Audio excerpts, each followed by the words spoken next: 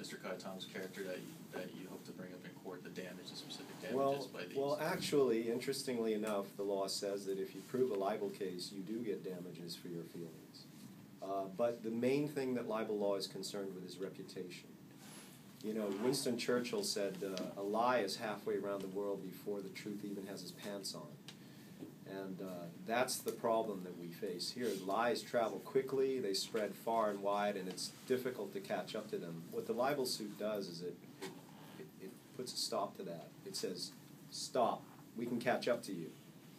And that's what we're doing. This, a lawsuit also gives you... I didn't answer his question about the damages. Let me just get to that. So the reputation is the thing that people are concerned about, and actually we've got the proof. This is one of the few times I've had a case where all the parties are running polls day and night to check and see the impact that the words are having. It's built-in damages. I never get that in my cases, where someone's been tracking in a poll all the way along, and we can see the impact day to day that these ads have. And they would not be running them if they weren't having an impact. They're not running them because they believe they're true. They're running them because it's having an effect on Governor Cayetano's reputation. They've gone after him on the thing. People will disagree with Ben on his policies, or they may even say, I don't even like him personally, but they say, yeah, but he's a person of independence and integrity. So they've gone after him for that. Just like folks went after John Kerry, who had 3 Purple Hearts, they go after him as a coward. They pick your strength, and they attack you there. That's what they've been doing, and they're working his reputation down. They're whittling away at it, and you can get damages. The law says damages for injury to reputation shall be substantial. That's the guidance we have from the Supreme Court. And a jury will decide what a good name is worth. But I think it's the most priceless thing you can have. What about the polling company in Idaho? Do you think you'll subpoena records or include them in the lawsuit? The folks who are working the push polls, we only got details about their involvement and their identity just in the last day or two. It takes a while to put a lawsuit together, and you want to make sure that you have your ducks in a row. So we did not put them in this round, but yes, we are looking at them as a potential defendant in the next round of amended pleadings. The other thing about a lawsuit, it gives you the power of discovery. What do you hope to prove? What do you hope to seek? Are you looking at coordination between candidates and? Well, you raise a good point. We haven't filed a lawsuit against Kirk Caldwell. He is not repeating these lies. It's sad that he's so quiet about this new method of politics. I think if the shoe was on the other foot, in all honesty, I believe that if someone was doing this to Kirk, Ben would speak out against it. Because it's not about the candidate, it's about the system. But if there's coordination going on, that will probably come up in the discovery. The discovery that we have will be wide-ranging. I want to send a word of warning out to the folks that we're suing. They'll get a letter from us later today. But save all your emails. So, I'm sorry, can you just clarify, did it get filed already? It was filed this morning. I have a filed copy. It was filed at 9:54 a.m. this morning. And then what's the process now? Well, we have to serve this complaint. There's about a total of 18 defendants. There's a lot of names on there that you won't recognize. By law, when we sue a trust fund, we can only sue the trustees. That's the way you sue a trust fund. So we've had to name all the trustees of the trust fund. We're not sure that every one of those is on board with this, and we'll be looking very early on to find out who voted for this ad campaign and who dissented. We've got to serve all those people with the complaint, and then they have to answer, and that takes about a month. So could some of the defendants, I guess, go away if they didn't vote in favor of this ad campaign? It's possible. It's possible. We're still studying the law. I believe the law in Hawaii is if a trustee files a written dissent, they may be able to avoid some liability. Is this an unusual thing to sue a PR company? Can you talk a little bit about that angle? I think it is unusual to sue the PR people. One of the things that we allege is that this is a conspiracy. And they have to be part of it. The way PR works in this modern era with electronics and the way people put ad campaigns together, and it's as the governor says, a very sophisticated operation. the message is very simple and it's pitched at a very basic level, but the machinery behind it is very sophisticated. And the Ho'akea Communications and its two principals are in the thick of it. So it is unusual, but not unheard of, to sue the PR people. And my view of it is they'd probably be safer having stayed in journalism. So are you going to look at any tie between Jim McCoy and Louise Kim McCoy? Or are you going to look at any city records that you're going to subpoena, or how is that No, going to work? I think that's why someone lost World War II. They decided to declare war on too many people. We can't right every wrong. We can't sue every person who's got some fault here.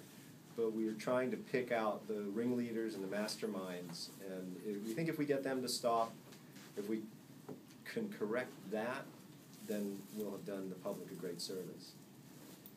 Jim, if you are successful, could damages be multiplied because you're not talking about one allegedly libelous comment, you're talking about various No, the punitive damages could be multiple. Each party who we sue is being sued for punitive damages. The compensatory damages only happen once. Ben's reputation he only has one reputation to injure. So the compensatory damages, they're all jointly and severally liable for that. Each one, though, will pay punitive damages based on their net worth and how egregious their particular conduct was.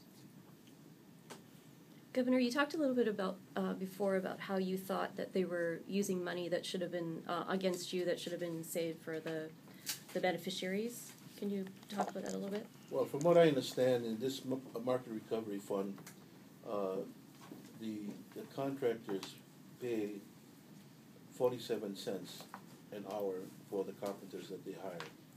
And it's my understanding that money, that 47 cents, is supposed to go toward the health benefits for the carpenters. Now, it seems to me that to spend $1.5–2 million on a political campaign and using the money that was supposed to be for the rank and file of the carpenters union is, it seems to me, an abuse of a fiduciary duty. Now, I can't prove that at this particular time, but that's my sense right now. Last question I have is, do you have any more information on John White? You talked about how he crawled out from under a rock, but anything specific? A very large rock. Very large rock. But I was just wondering if either one of you, or Governor, if you want to say anything about what you've learned about John White, other than he was a candidate for council and he runs PRP. My first impression of John White when I met him was a good one, and I think that I've been disabused of that now. I feel he's immature, but super ambitious, and I don't put all of this on him. He's doing what he's being told, and we're going to find out who's telling him what to do.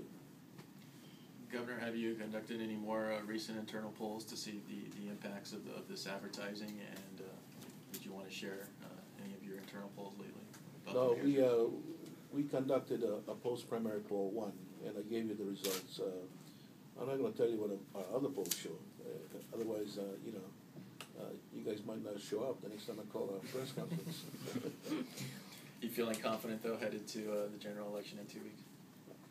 I don't have any, I don't delude myself into thinking that an election in which the power and the money is on the other side, from the most powerful politicians in the state to the biggest businesses and all of the labor unions except one. I don't delude myself into thinking that this is going to be an easy election. It's going to be close, and I think that our fate in this election will depend on a couple of things. And one of them is that if we have a high turnout, I think we have a good shot at it. Do you think that filing this lawsuit now could negatively impact your campaign, as far as voters may be thinking you're thin-skinned? We just talked about that for the last 10 minutes. Thin-skinned. He's been called a crook, a thief. For 6 months, he hasn't done anything but try to take the high road. And when you don't answer stuff like this, people start to think maybe it's true. Thin-skinned. I don't know how you even get to that word.